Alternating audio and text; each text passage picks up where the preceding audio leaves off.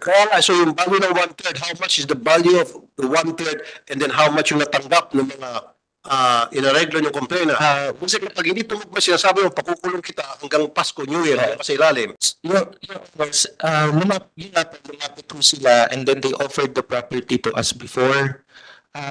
Syempre, yung offer nila, meron ho silang price na binibigay na ito yung kung pwede, ito yung... Hindi nga sir, di ba kung ano nakalagay dun sa order ng Supreme Court, dapat sundin nyo to the letter. Exactly, hindi yung magtatawaran kayo. Come on guys, wag naman yung ikutin niyo pa kami ito. Kung ano yung nakalagay sa Supreme Court na order na third, and kumuha kayo ng expert na real estate, magaling mag-value ng market value ng real estate, at yun ang kinukonsulta ninyo, independent, hindi yung magtatawaran kayo. First, these people doesn't know. Nung nilala po kasi sila nun, sir, yung time na lumapit po sila sa amin. Actually, ang sabi ko namin sa kanila, we will comply with the decision of the Supreme Court. We will give them the one-third. We will portion the property and we'll give, ibibigay ho sa kanila yung one-third portion. Kaso hindi nga napunta yung exact amount. Yeah po. Okay, yun lang kailangan ko, hindi nabigyan. Okay, okay na muna ako for now. Balik tayo rito kay Attorney Dural. So, Attorney Dural, sabi mo kanina, nung tanungin ka ni Senator Jinggoy, na kung ikaw ay nasa sitwasyon ni Alfredo Hiltan, yung dating director, predecessor mo, hindi mo gagawin yon. Bakit hindi mo gagawin yon? Dahil, sir, wag nagpaikot-ikot, please lang. Dahil, Hindi naman talaga gawin. Kasi sir, kaya bakit hindi mo gagawin yon, yung ginawa ni yung predecessor mo? kasi kulang po ang kuha natin doon, sir. Kulang yung document, sir. Although, sir, ganito, sir, can I explain, sir? Okay. Kasi sa development permit, sir, ang requirement po talaga is certified true copy ng title, sir. Pasensya, nervous lang kasi, sir. Certified true copy ng title, sir. Tapos, dito sa practice po namin ngayon, sir, ang ginagawa namin. Certified true copy lang? Opo, certified Isn't true that bullshit? I'm sorry. Strike it out of the record. But- Come on, kaya pala ang daming corrupt sa inyo. copy. Di, sir, No, dapat hindi certified. Dapat yung mismong title nasa harap ninyo. Kasi kung certified true copy, pwede nang yung nagsicertify na true copy at malinis yung dokumento, etc. Tulad nga ito, yung patay, binuhay nga nitong tao nito eh. O, pag certified true copy, anybody can make up stories. Pwedeng sabihin itong certified true copy na itong dokumento, sinacertify ko, ito'y malinis at dumaan pa sa langit ito. kasi yun naman po ang sa IRR, sir, na certified true copy lang po, sir. So we just followed it, sir. Sa IRR, certified true copy lang? Yes, sir. Well, then I have to see that IRR. Whoever did that IRR, sinong nag-craft niya, nagbuo niyan, estupido. Yes, sir. So certified true copy lang po, sir. So kaya nga, kasi dun sana man lang certified true copy with the title itself. Yes, sir. Kasi anybody can lie. Ito nga, liar to eh. Oh, hindi nyo naisip yun. Katangahan nyo yun. Alam nyo naman yung certified true copy, pwedeng gawa-gawa ng istorya lang. Pwede magsinungaling doon. Ito na nga, nagsinungaling. Binuhay niyang patay. So, Sir, kasi yung sa certified true copy, sir, is parang copy din naman yun from the LRA, sir, like ganito. oh, pero may annotation doon. Kung certified true copy, so certified true copy, maliban na lang kung binura. So, hindi binura, exact copy. Yes, sir. Oh, nakita pa rin na may annotation. Oh, Yes, sir. Ikot Sir, mo pala ako. nag-explain po ako, sir. hindi kasi sabi mo certified true copy lang will suffice, right? Yes, sir. So, kung certified true copy yun, granting hindi niya dinaya, naging honest pa rin siya, doon sa certified true copy, may kita pa rin na may annotation. Yes, sir. Oh, Sir, we're talking about sa development permit po, sir.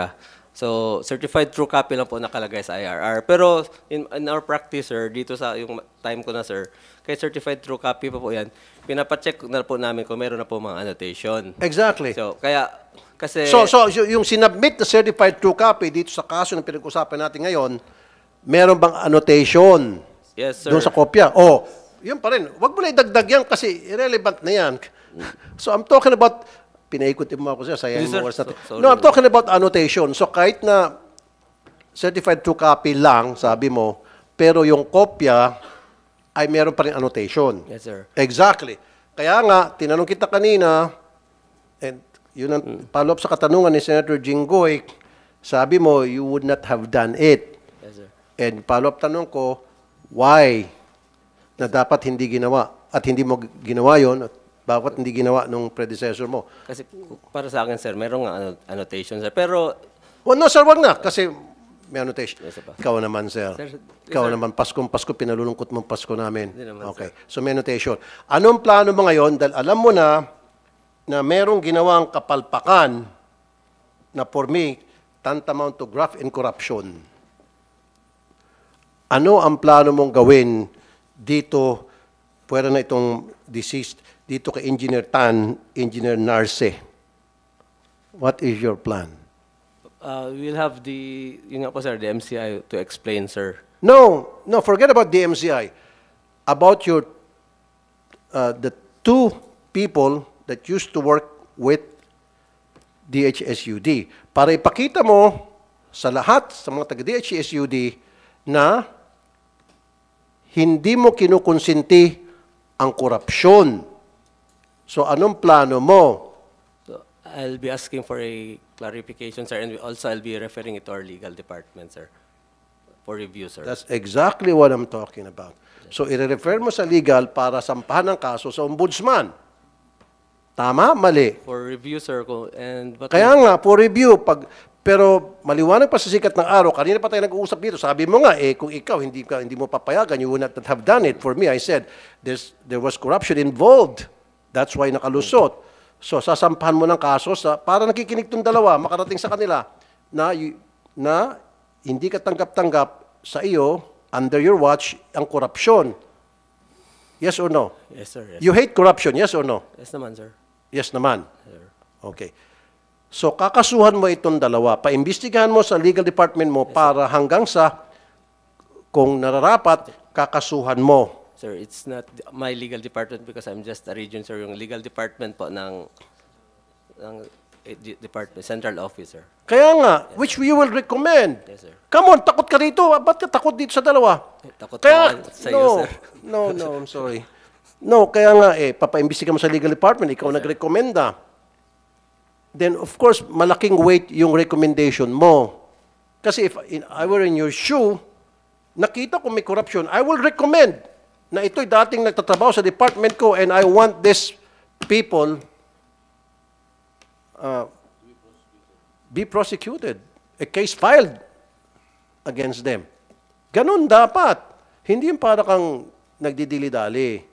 Yes, sir. Tama? Yes, sir. Okay. As a next hearing, next year, they will be invited. Katabi ka. Now, ang tanong ko ngayon sa iyo, Engineer at Attorney Doral, ano yung, tinanong ko nito for the 100 times na siguro to, ano ang sistemang inilatag mo bilang direktor, bilang RD, mataas ang posisyon mo, para hindi na maulit yung ginawa nitong si Engineer Tan, si Engineer Narce at Engineer at Director Alfredo Hiltan, para hindi na maulit.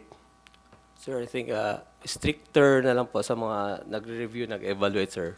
Stricter? Stricter na evaluation, thorough How evaluation po. define stricter evaluation? Kasi I'm sure itong si Director Alfredo Hiltan, meron din siyang strict rules, regulations. Pero hindi nasunod. Ano nga na para hindi masunod, ay hindi na maulit? Yun, sir, pag makita pala na kulang, sir, wag nang tanggapin. Yung ganun lang, sir.